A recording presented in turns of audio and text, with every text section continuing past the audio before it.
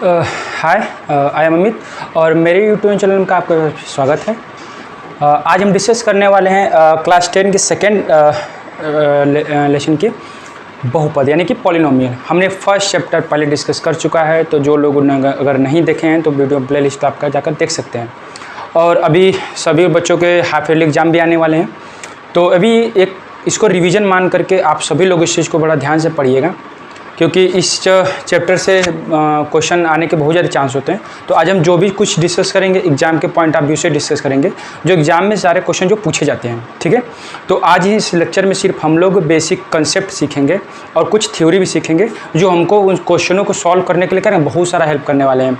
तो इसमें बहुत ज़्यादा हमको नहीं पढ़ना है, वैसे भी 30% सिलेबस के बाद कटने के बाद थोड़ा सा और बहुपद का जो बहुत बड़ा ब्रॉड था थोड़ा सा छोटा हो गया है, तो हमें इसको पढ़ने में थोड़ा आसानी भी हो जाएगी और समझना भी आसान हो जाएगा। तो हम आज इस लेक्चर में हम सिर्फ पॉलिनोमियल के जो बेसिक कंसेप्ट होते हैं उन्हीं को हम लोग डिस्कस करेंगे, जो आगे जाके हमें जो एक्सरसाइज के जो सारे क्वेश्चंस हैं सेम टू सेम इसी तरह सारे क्वेश्चन को सॉल्व किया जाएगा।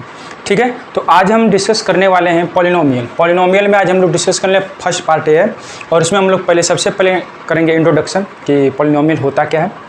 ठीक है, और इस चैप्टर में सिर्फ हमको पढ़ना है बहुपद की घात यानी कि डिग्री ऑफ पॉलिनोमियल। क्या पढ़ना है? डिग्री ऑफ पॉलिनोमियल हमको पढ़ना है इस चैप्टर में, कि डिग्री ऑफ पॉलिनोमियल क्या होता है, द्विघात, त्रिघात, रैखिक पद, लीनियर, जो भी ये सब होता है उनकी कितने पावर्स होते हैं, उनको कैसे सॉल्व किया जाता है, ये सब चीज़ों को हम डिस्कस करेंगे।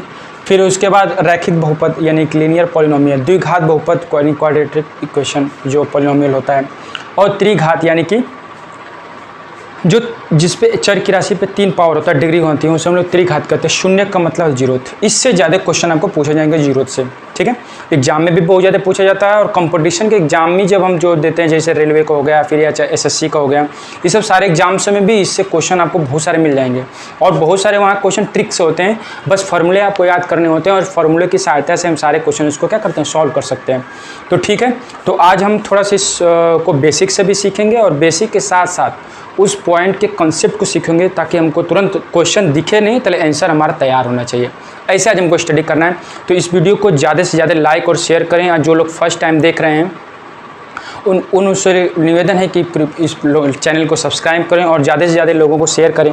और जो आपके फ्रेंड्स लोग जो अभी तक नहीं पढ़ पाए, कुछ बच्चे ऐसे भी होते हैं जिनको कोचिंग की फैसिलिटी नहीं है, स्कूल में भी नहीं पढ़ाया जा रहा है, तो उनको भी आप हेल्प कर सकते हैं। बच्चों को अपने बताइए कि वीडियो लेक्चर चल रहा है, वो आपकी बहुत ज़्यादा हेल्प करने वाले हैं। ठीक है, तो शुरू करते हैं। तो फर्स्ट जो हमारा होता है बहुपद की घात। सबसे पहले हम लोग समझेंगे कि पॉलिनोमियल होता क्या है। पॉलिनोमियल का मतलब ये होता है कि जब कोई समीकरण में एक से ज़्यादा चर पद हों, उसे कहते हैं बहुपद। बहु का मतलब बहुत सारा, और पद का मतलब टर्म्स। इसका मैंने एक बेसिक कंसेप्ट का भी मैंने बनाया हुआ है वीडियो, वहाँ पे आप प्लेलिस्ट में जाकर देख सकते हैं।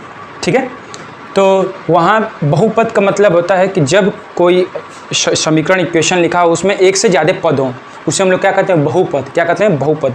अब उन्हीं बहुपद की घात हमको पढ़ना है।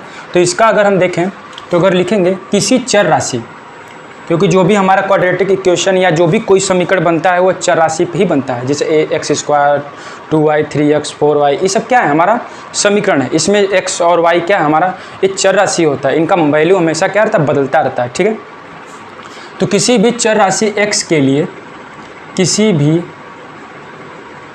बहुपद मान लेते हैं, कोई हमारा इक्वेशन p ऑफ x हो गया, कोई फंक्शन है x का, p ऑफ x के अधिकतम घात यानी कि डिग्री को उस बहुपद की घात कहते हैं।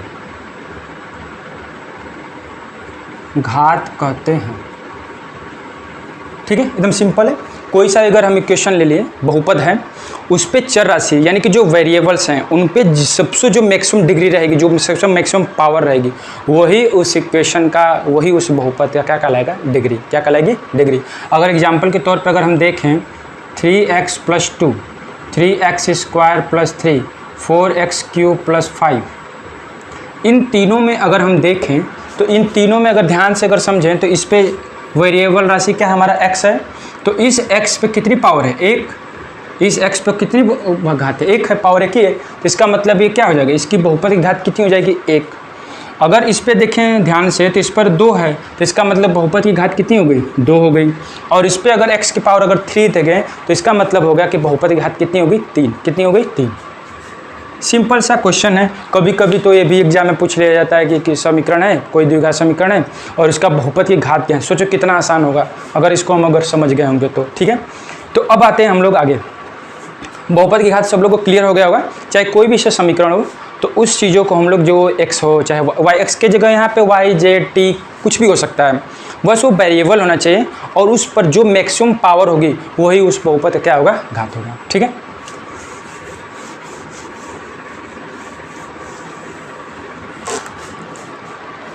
जैसे अगर x की घात कितनी है, x की घात है, अगर x की घात कितनी है, 1 है।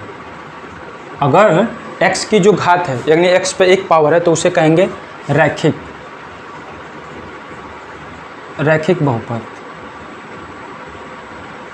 बहुपद यानी कि इसको बोलेंगे लीनियर पॉलिनोमियल।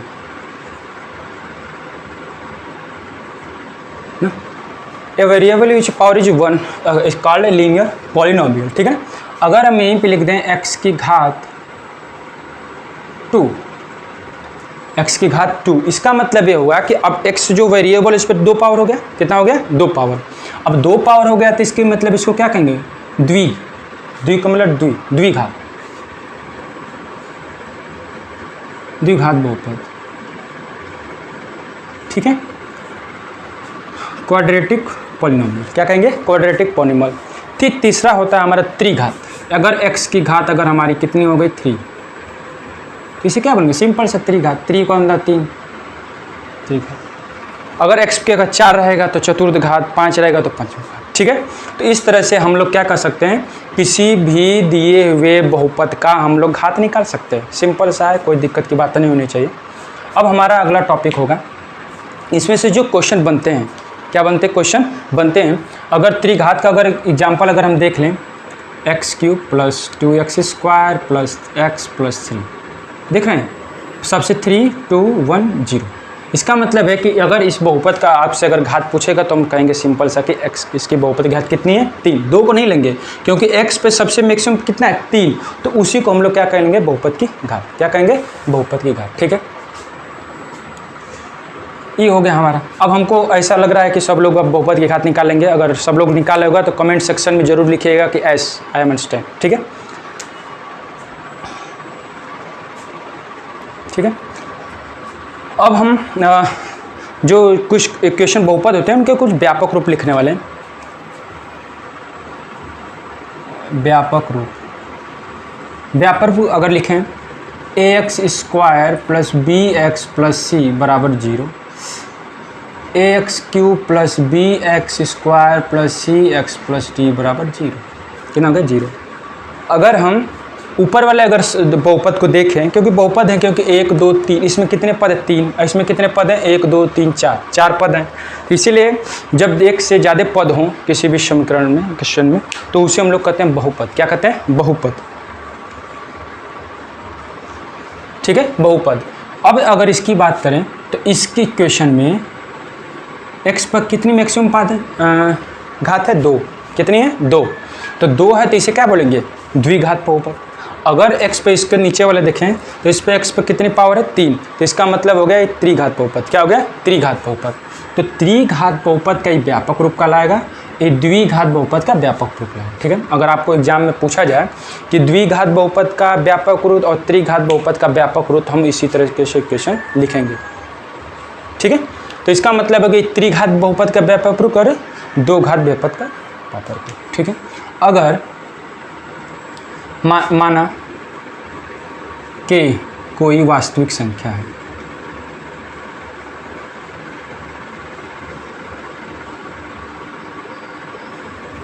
मान लेते हैं कि है कि कोई भी नंबर हो सकता है, रियल नंबर कुछ भी 1 2 3 4 5 6 से लेके कहीं कोई भी नहीं। तो जो हम मान लेते हैं कि कोई क्या है, रियल नंबर है। रियल नंबर क्या है, रियल नंबर। अगर k का मान अगर हमने कोई ले लिया रियल नंबर, अगर इस k की वैल्यू अगर इस इक्वेशन में x के जगह पे रख दें, if put the value of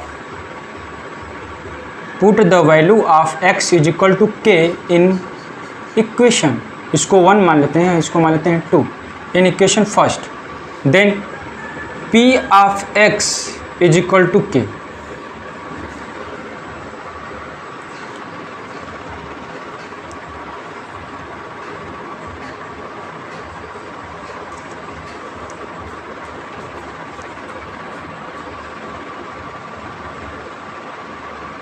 ठीक है, P ऑफ x, अगर हमने P ऑफ x का मतलब क्या हुआ कि अभी जो समीकरण हमारा क्या है, x का समीकरण है, अब इसके जगह पे हमको क्या रखना है, x, क्या x इज इक्वल टू कितना रखना है, k। तो इसको कहेंगे कि जो x is equal to k है, P ऑफ x का x बराबर k का क्या कहलाएगा, मान कहलाएगा। क्या कहलाएगा, मान कहते हैं या फिर कहलाता है।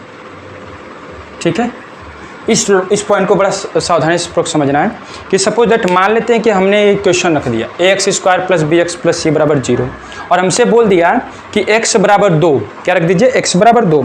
अगर हमने इस समीकरण में x इज इक्वल टू 2 रख दिया तो x इज इक्वल टू 2 रखने पे जो भी इक्वेशन का सॉल्यूशन आएगा, इसका मतलब ये होता है कि x बराबर 2 पे उस समीकरण का वो क्या कहलाएगा, मान कहलाएगा। क्या कहलाएगा, मान।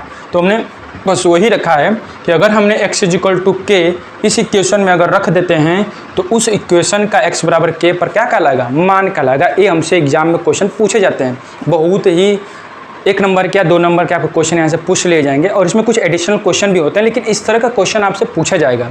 और हाफ ईयरली एग्जाम आ रहे हैं तो फिक्स एंड क्या है कि आपको क्वेश्चन इस तरह से पूछे जाएंगे। ठीक है, ये और आपकी सिलेबस में भी है, इसको आपको पढ़ना भी है। और इस सिलेबस क्या ना समझ में कि इसको कोई कभी कंपटीशन का एग्ज़ाम हो गया, छोटे मोटे जो एग्ज़ाम होते हैं गवर्नमेंट एग्जाम्स के, उसमें भी ये क्वेश्चन आपसे पूछे जाएंगे।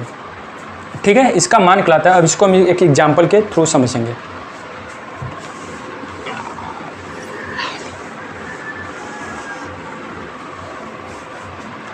एग्जाम्पल नंबर 1,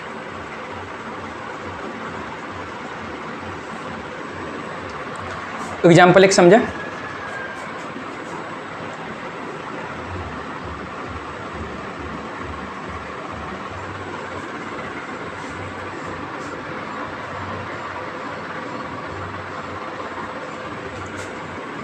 एक्स स्क्वायर, ठीक है, हमने एक एग्जाम्पल लिया P of x x square minus 3x minus 4। क्या करना है, x square minus 3x minus 4। अगर हमको इसका मान निकालना है, क्या निकालना, मान। इसका मतलब ये होगा कि इसमें x की किस वैल्यू पे इसका कोई मान आएगा। अगर कोई नंबर लेके, कोई रियल नंबर ले लिए और अगर हमने x की जगह पर अगर रख रहा है, अगर इसकी वैल्यू अगर 0 आ गई तो हम लोग कहेंगे कि इसका एक मान आ गया। क्या आ गया, मान। देखो हम रख के पुट करते हैं value. If x is equal to, अगर हम 0 पुट करते हैं, क्या करते हैं, 0, तो पुट करो तो P ऑफ 0, इसका मतलब है कि यह इक्वेशन किसका, x के फंक्शन का है, तो इसका यहाँ P ऑफ x लिखा है। अगर हमने P ऑफ 0 लिखा है, इसका मतलब होगा कि x की जगह पे 0 रखेंगे। क्या रखेंगे, 0, तो रखते हैं 0, 0 का स्क्वायर माइनस 3 इंटू 0 और माइनस 4, तो कितना आ जाएगा, 0 minus 0 minus 4 is equal to कितना आ गया, माइनस 4। इसका मतलब ये हो गया कि इस फंक्शन का P ऑफ 0 पर इस इक्वेशन का मान कितना आएगा, माइनस 4। कितना आएगा, माइनस 4। अगर x बराबर 0 हमने पुट किया इस समीकरण में तो कितना आ गया, माइनस 4। तो हम इसे कह सकते हैं कि x इज इक्वल टू 0 पर इस समीकरण यानी इस द्विघात बहुपद का मान कितना आएगा, माइनस 4। अब क्या होगा, अगर यदि x is equal to 1 put करते हैं, कितना, x इज इक्वल टू 1, तो पुट करें P ऑफ 1, तो कितना हो जाएगा, 1 का स्क्वायर माइनस 3 इंटू 1 और माइनस 4, तो 1 माइनस 3 माइनस 4, तो कितना हो जाएगा,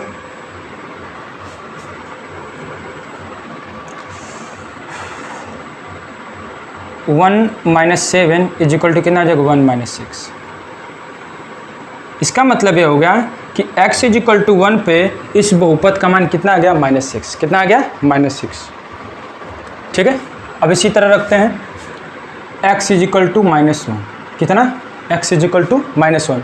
अगर x is equal to minus 1 इस समीकरण में रखेंगे तो P of minus 1 is equal to minus 1 का होल स्क्वायर माइनस 3 माइनस 1 और माइनस 4, तो 1 माइनस माइनस यहाँ पे प्लस हो जाएगा 3 और -4, तो 4 - 4 इज इक्वल टू कितना आ गया 0। इसका मतलब ये हो गया कि p-1 पे इस बहुपद का मान कितना आ गया 0। कितना आ गया 0। इसी तरह हम क्या करेंगे, हर वैल्यू पे जो भी अगर x का मान रख ले, अगर उस पर अगर जो भी कुछ वैल्यू आता है तो वही उसका क्या कहलाएगा, मान कहलाएगा। क्या कहलाएगा, मान।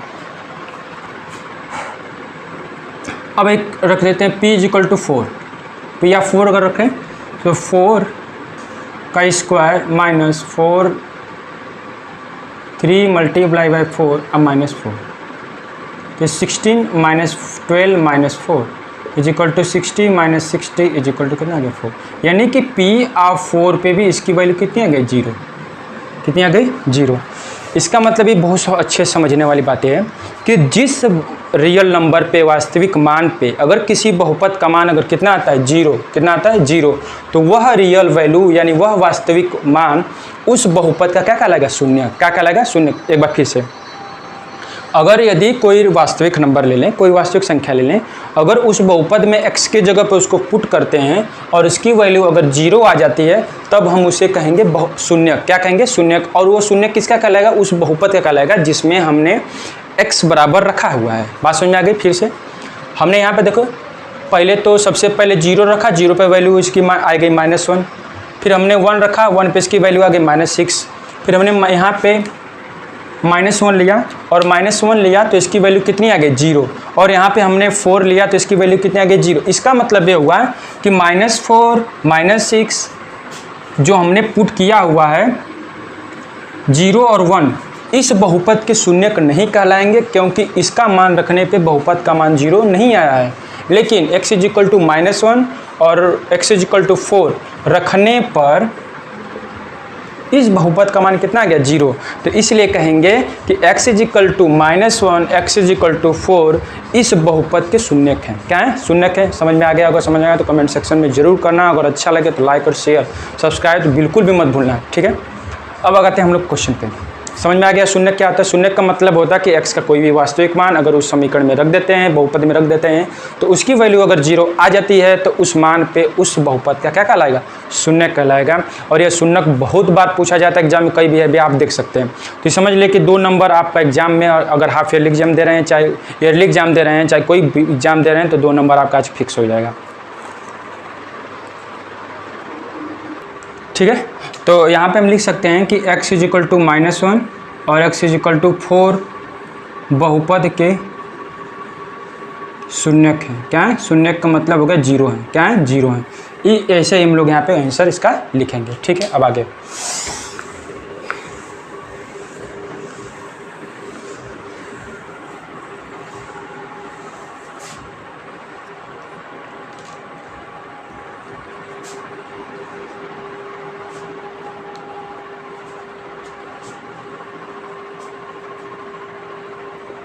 ठीक है। अगर इस बोर्ड पे लिखा हुआ जो हमने क्वेश्चन है इसको आप ध्यान से पढ़ें। तो यदि p दिया है क्वेश्चन कि यदि p of x is equal to ax plus b का एक शून्यक k है, यानी कि इसका शून्यक कितना है, k है। अगर यहाँ पे x पे कितनी घात है, डिग्री 1 है, तो इसका मतलब कि इसका शून्य कितना होगा, 1 ही होगा। x की 1 ही वैल्यू होगी, 2 तो हो ही नहीं सकती। अगर 2 पावर रहेगा तो इसका मतलब x की 2 वैल्यू आएगी। अगर x पे 3 रहेगा तो 3 वैल्यू आएगी। अगर x पे 1 पावर है तो इसका मतलब x की 1 ही वैल्यू होगी, यानी एक ही वैल्यू होगा जिस पर से क्या होगा, बहुपद शून्यक होगा। तो हमको पहले ही क्वेश्चन में दे दिया है कि ax प्लस b का एक शून्य क्या है, k है। इसका मतलब ये हो गया कि अगर k का मान कुछ भी होगा, इस x के जगह पे रखेंगे तो इसका मान शून्य हो जाएगा। क्या हो जाएगा? शून्य। तभी तो शून्य कहलाएगा। अगर k बराबर, यानी कि k अगर ये शून्य किसका k है, तो इसका मतलब कि अगर k का मान यहाँ पे क्या x के जगह पे अगर k रखेंगे तो इसका मान क्या हो जाएगा, शून्य हो जाएगा। तो बस रख देते हैं। तो इसका मतलब हो गया कि p of x is equal to ax plus b। तो अब यहाँ पे k रखने पे इसका मान शून्य होना चाहिए, तो p of k is equal to 0, ठीक है। तो यहाँ पर रख देते हैं a k प्लस b बराबर के 0।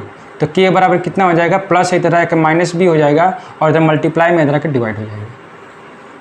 तो k का मान कितना आ गया, -b। बस ऐसे ही क्वेश्चन आपको एग्जाम में पूछे जाएंगे और ये बिल्कुल ही आसान इसी तरह से क्वेश्चन आपको पूछे जाएंगे। तो इन क्वेश्चनों को सीखना है, घबराना बिल्कुल भी नहीं है।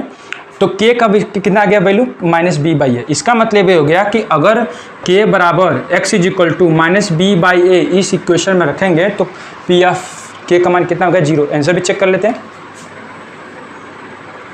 p of k is equal to a k plus b, p of x is equal to a x plus b. हमने यहाँ पे x इज इक्वल टू कितना रखा है k, क्योंकि अगर k का वैल्यू रखेंगे तभी तो 0 होगा।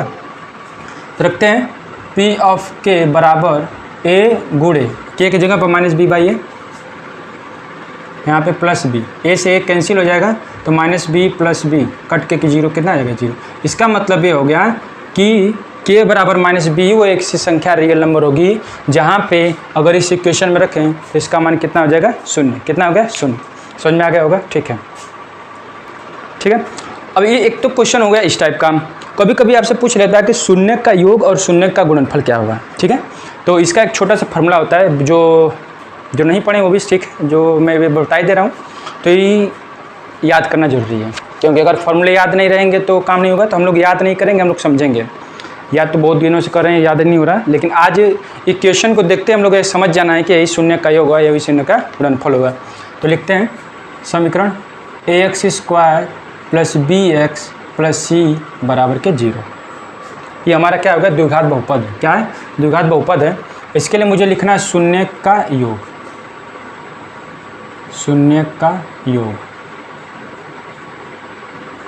यानी कि द सम ऑफ 0, और होता है दूसरा शून्य का गुणनफल।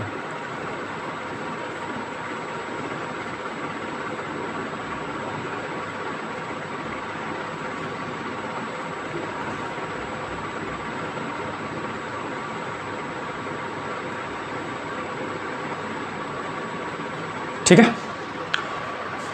क्योंकि अगर x पे 2 पावर है तो इसका मतलब होगा कि इसके 2 शून्य होंगे और इसके 2 मूल भी होंगे। ठीक है, यानी अगर x पे 2 घात है तो इसका मतलब इसका 2 वैल्यू होगा ना, एक वैल्यू से तो काम नहीं होगा। क्योंकि अगर x पर अगर पावर 1 रहेगा तभी जाके x की वैल्यू 1 होगी, लेकिन यहाँ पे x पे कितनी पावर है 2, कितनी है 2।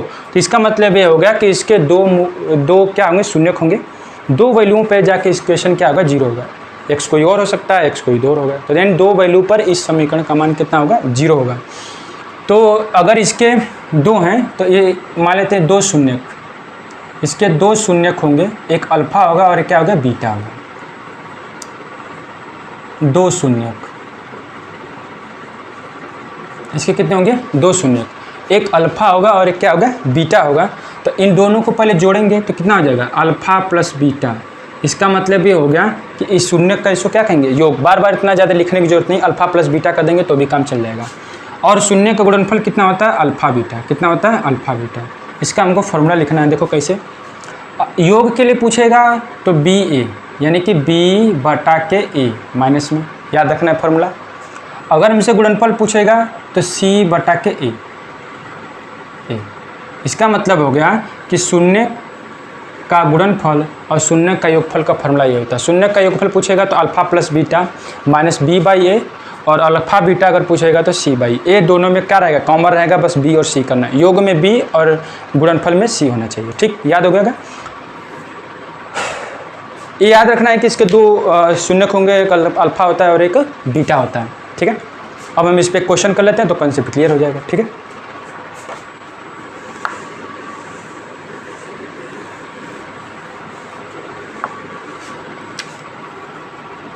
एग्जाम्पल 2 कितना हो गया एग्जाम्पल 2। ठीक है, इस क्वेश्चन को ध्यान से देखो, दिया हुआ है ई पर एग्जाम में आया हुआ था। क्वेश्चन क्या है एग्जाम में आया था 2010 में, 2012 में।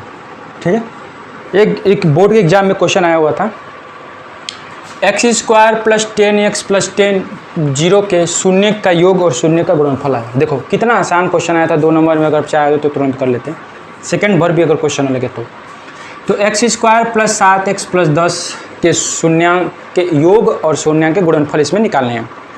तो फटाक से अगर हम अपने स्टैंडर्ड फार्मूले से मैच कराते हैं, ax square plus b x plus c is equal to 0, इसी से बिल्कुल मैच कर रहा है। बस लिख दो alpha plus beta minus b by a, alpha beta is equal to c by a. ठीक है, तो alpha plus beta minus b by a कितना हो जाएगा? बी की अगर वैल्यू कंपेरिजन करें तो 7 और ए का वैल्यू अगर करना ही है तो यहाँ पे 1 लिख सकते हैं, यहाँ पे कितना आ जाएगा 8, यानी -7 बाई कितना आ गया 1। अगर इसकी बात करें अल्फ़ा बीटा का तो सी की वैल्यू कितनी हो जाएगी 10 और ए की वैल्यू नहीं, यानी कि शून्य का योगफल कितना हो जाएगा -7/1 और गुणनफल कितना हो जाएगा 10/1, यानी कि -7 और 10 इसकी वैल्यू आ गई। देखो कितना आसान क्वेश्चन था, यही हमारा क्या कहलाएगा आंसर। ये आपके बोर्ड के एग्जाम में पूछा गया था, ठीक है। अगर इसका दूसरा टाइप ऑफ क्वेश्चन क्या आता है, ठीक है, तो इस क्वेश्चन को ध्यान से समझो। दिया गया कि द्विघात बहुपद ज्ञात कीजिए यदि शून्यकों का योग और यहाँ पे गुणनफल क्रमशः -3 और 2 है। देखो हमसे पहले वाले में क्या पूछा था कि शून्य बहुपद दे करके हमसे पूछा था कि शून्य का योग और गुणनफल क्या होगा, लेकिन इस वाले क्वेश्चन में दिया है कि शून्य का योग और गुणनफल दिया हुआ है और इसकी सहायता से हमें क्या करना है, बहुपद ज्ञात करना है। तो बिल्कुल सेम टू सेम, ये भी एकदम बिल्कुल आसान है, देखने से घबराना नहीं है। देखो कैसे करते हैं, पहले लिख लेते हैं जो दिया हुआ है। तो alpha plus beta is equal to कितना हो गया -3, यहाँ पे हो गया alpha beta is equal to कितना हो गया 2। हमको खुद पता है कि अल्फ़ा और बीटा इज इक्वल टू कितना होता है -b/a और यहाँ पे कितना होगा c/a। और अगर यहाँ पे कुछ नहीं तो यहाँ पे 1 लिख सकते हैं, ठीक है।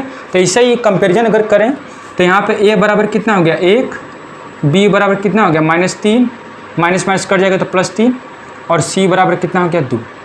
a b हमको c पता ही चल गया, फटाक से ना बहुपद लिख दो। तो लेंगे बहुपद बराबर ax² + bx + c, हमारा स्टैंडर्ड यही होता है। तो a की जगह पे 1 लिखेंगे तो x², अब b की जगह पे 3 रखेंगे तो 3x और c की जगह पे कितना रखेंगे 2 3 हो जाएगा। ये हो गया हमारा बहुपद, जो कितना आसान था। दोनों टाइप के क्वेश्चन हो गए, बहुपद देगा तो शून्यक निकालेंगे और शून्यक दिया रहेगा तो बहुपद का समीकरण निकालेंगे, ठीक है। अब लास्ट टॉपिक आता है त्रिघात बहुपद के लिए, त्रिघात बहुपद के लिए, त्रिघात बहुपद के लिए शून्यक। त्रिघात बहुपद के लिए क्या होता है शून्यक, ठीक है, लिखते हैं। तो त्रिघात बहुपद का व्यापक कितना हो जाएगा ax³ + bx² + cx + d बराबर के 0, बराबर के 0, ठीक है। तो अब यहाँ पे x के पावर कितनी है 3, तो इसका मतलब ये होगा कि इसके 3 शून्यक होंगे और इस x का कितनी वैल्यू होगी 3। तो इसके लिए शून्य कितना हो जाएगा अल्फ़ा बीटा प्लस गामा। यहाँ पे एक शून्यक और बढ़ गया कि इसका नाम क्या होगा गामा। तो अगर त्रिघात बहुपद का अगर पूछेगा तो alpha plus beta plus gamma, इसके 3 शून्यक कर लेंगे। अगर द्विघात बहुपद का पूछेगा तो इसका अल्फ़ा और बीटा हो जाएगा।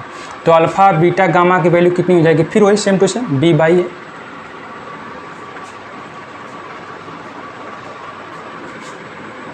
b/a अल्फ़ा बीटा, ठीक है, alpha beta plus beta gamma plus कितना हो जाएगा gamma alpha is equal to कितना हो जाएगा c/a, ठीक है। और तीनों का गुणनफल alpha beta gamma is equal to d/a, कितना हो जाएगा d/a माइनस में। ये तीनों फार्मूले आपको याद रखना है, ठीक है। तो ये द्विघात का था और ये कितना हो गया त्रिघात का, ठीक है। तो आज के लिए बस इतना ही। अब जो भी अब अगले क्वेश्चन अगले एक्सरसाइज है उन एक्सरसाइजों को करेंगे, तो वीडियो को लाइक और सब्सक्राइब जरूर कीजिएगा। और हमने एप्लीकेशन इसका PDF नोट्स आपको एप्लीकेशन पे मिल जाएगा, वहाँ से जा कर के आप इसका PDF नोट्स भी ले सकते हैं, जो आपको एग्ज़ाम की प्रिपरेशन में और रिवीजन के लिए बहुत इंपॉर्टेंट होगा। तो जो भी हमने आज बोर्ड पे सब लिखा है वही आपको सब PDF में क्या हो जाएगा कन्वर्ट हो जाएगा। उसमें कुछ हमने इंपॉर्टेंट नोट्स भी लिखे हैं जो आपको PDF में मिल जाएगा। तो आप एप्लीकेशन का लिंक मैंने डिस्क्रिप्शन में डाल दूँगा, तो वहाँ से आप जा करके डाउनलोड कर सकते हैं। और वीडियो को लाइक और सब्सक्राइब जरूर, और अपने दोस्तों को जहाँ तक हो सके वीडियो को जरूर फैलाएं और इसको बार बार देखें ताकि आपका बेसिक कंसेप्ट क्लियर हो जाए। क्योंकि अब इससे शॉर्ट कोई नहीं पढ़ा सकता, कि जो टेक्निक इसमें लगाएगी है, जो भी छोटा छोटा क्वेश्चन है, अगर आप इसको 2 बार 3 बार देखेंगे तो आपको कंसेप्ट क्लियर हो जाएगा। तो ये मैं कंफर्म 100% दिला सकता हूँ कि इससे आपको कोई भी क्वेश्चन छूटेगा नहीं, ठीक है। तो लाइक और सब्सक्राइब जरूर कर दीजिएगा, भूलना बिल्कुल भी मत। और वीडियो एप्लीकेशन जरूर डाउनलोड कर लें, वहाँ पे आपको फ्री लेक्चर फ्री वीडियो आपको मिल जाएंगे। ठीक है, तो आज के लिए थैंक यू। कोई भी सपना साकार करने के लिए सबसे जरूरी है सही कोच का होना। चुनिए SS कोचिंग सेंटर को और करें अपने एकेडमिक का सपना साकार। Download the app now.